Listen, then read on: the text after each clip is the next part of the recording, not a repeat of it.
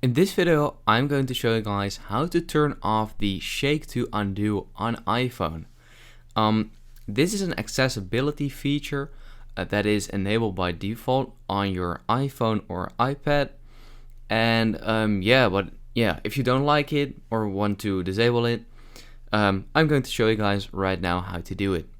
So yeah, as I said, it is an accessibility feature. So we want to go in our settings and go to the accessibility tab right here. Once you're here in the accessibility settings, we want to click on touch, just like this. And at the bottom, as you can see, it says shake to undo.